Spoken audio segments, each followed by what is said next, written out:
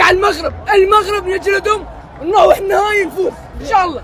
في تصريح سابق انا قبل المباراه قلته، عرب اسيا كعبهم عالي على عرب افريقيا.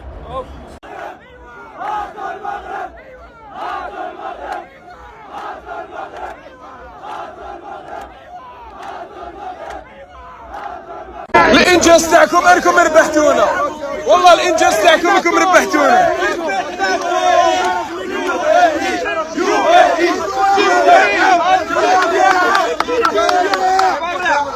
نحن التاريخ يا ودي احنا كبار عليكم بزاف، احنا ديناها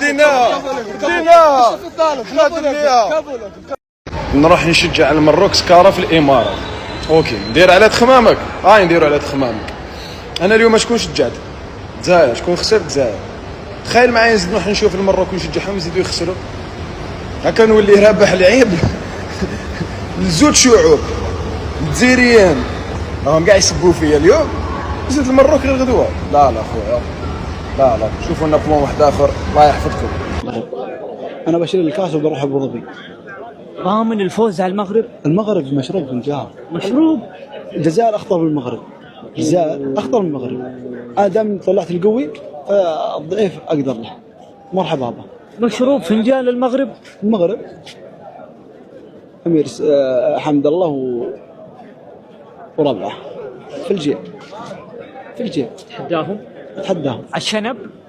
شوف منتخب المغرب بيثبت للجميع ان هو عمام قارة افريقيا. ليه بقى يا برنس؟ زي ما انت شايف كده، منتخب المغرب هو المنتخب الافريقي الوحيد اللي موجود في المربع الذهبي. احنا مش موجودين ولا الجزائر ولا اي حد. منتخب المغرب المنتخب العربي بتاع افريقيا الموجود في كاس العرب في المربع الذهبي. احنا مش موجودين، ولا حد موجود غيرهم هم الصراحة يعني. عادي سالك حسب روحك سيتي مش سيتي. اي منتخب قوي يقرب عادي المغرب غادي تعطيك 6.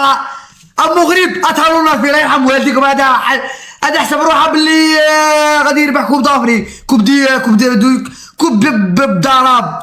المغرب راح تفوز عليهم اكيد. المغرب راح تفوز عليهم، هذا مريض هذا.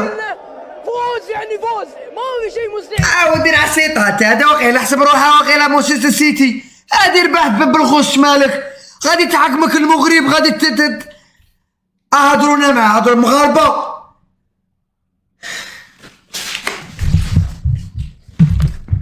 هضرونا معاه والله. لا ذكرني شو قلت؟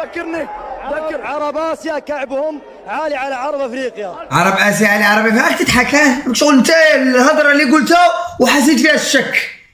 راك تضحك ما راكش. دير لي ماتش جيبوا لي استطيع هذا. دير لي ماتش ساعه عرب اسيا نجيب لك عرب افريقيا، نجيب لك صريح قلت انا قبل المباراه واكيد الحين اثبت لكم هالشيء. مبروك الله يبارك. الغش اعطونا الكونتاكت نهضروا معاه يا جماعه. غادي المغرب تحكمك غادي. حبايب الجزائريين فيفا لاجيري. لكن شكون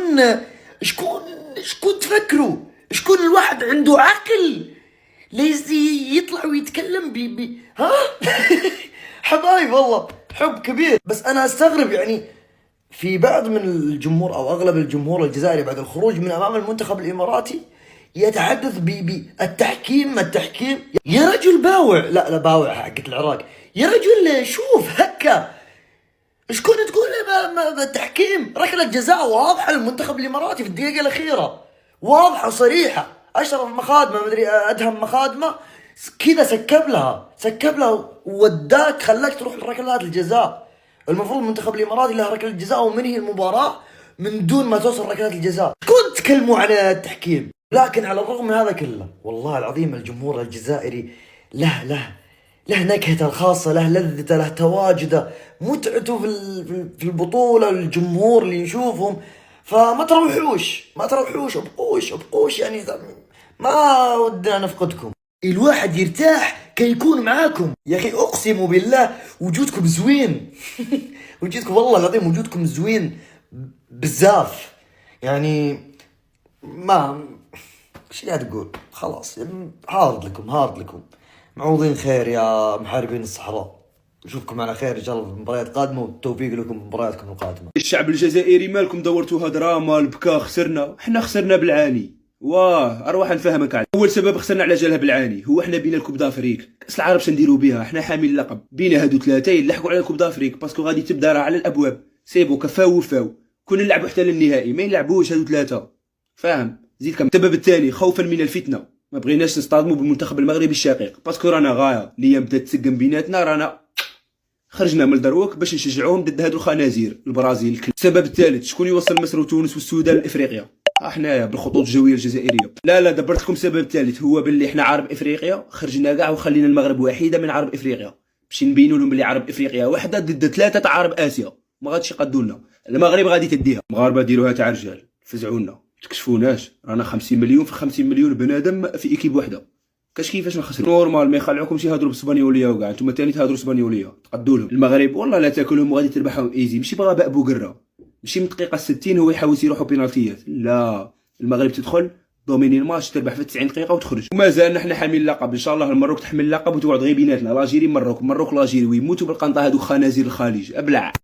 خوت انا بان لي ان كاين واحد الحكمه في خساره الجزائر مع الامارات، رغم اننا والله العظيم تشجعنا المنتخب الجزائري وبغيناه يربح، رغم ان حتى الاماراتيين خوتنا، لكن كنا باغيين ان المنتخب الجزائري نتلاقاو في نصف النهايه، وكان غادي يكون واحد الديربي لان المنتخب الجزائري منتخب قوي حقيقه حتى هو، وبغينا كانت غادي تكون مباراه واعره حقيقه. ولكن من بعد ملي خممت، رغم اننا تاسفنا وبقى فينا الحال علاش خسروا، ولكن من بعد شفت هاد الصور هادو ديال الجمهور المغربي والجمهور الجزائري والملحمه اللي صنعوا حقيقه في قطر، شوفوا الجماهير يعني كاملين اليوم الجماهير المغربيه كامله كانت كتشجع في المنتخب الجزائري. قلت واقيلا يمكن كاينه حكمه الهيه ان ربي ما خلاش الجزائر تدوز لنصف النهائي وتقابل مع المغرب، رغم ان المنتخب الجزائري كان مرشح بقوه لان منتخب قوي حقيقه، نكون واقعيين. لكن الحكمه أنا اللي بانت لي ان ربي بغى يخلي هاد الصور هذه بلا ما يتخاصموا، بغى يخلي هاد الجماهير اللي تحابات طيلة المقابلات اللي دازوا ما بغاش يخاصمهم في واحد المباراه، يتلاقاو بيناتهم يقدروا المغاربه يبداو عاوتاني، يعني الجمهور المغربي يعني يدير مناوشات مع الجمهور الجزائري، والجمهور الجزائري عاوتاني تا هو يدير مناوشات مع الجمهور المغربي، ويرجع وتمشي داك الصوره الزوينه اللي صوروا، داك المحبه وداك التضامن اللي صوروا في قطر غادي تضيع بسبب مباراه يمكن كانوا يعني دازوا النصف النهائي. هذه بانت لي حكمه. اش بان لكم الخوت؟ انا بان لي يمكن ربي بغى يخلي هاد الصور ويخلي ديك الفيديوهات اللي انتشروا من قطر ديال الجمهورين محابين وجسد واحد، وما بغاش انه يرجعهم عاوتاني في الاخر كما نقولوا ختامها ما تكونش مسك، بل تكون زفت وتكون مضاربه بين الجمهورين. هذه بانت لي انا حكمه. اش بان لكم؟ خلونا في التعليق ديالكم. جزاكم بخير.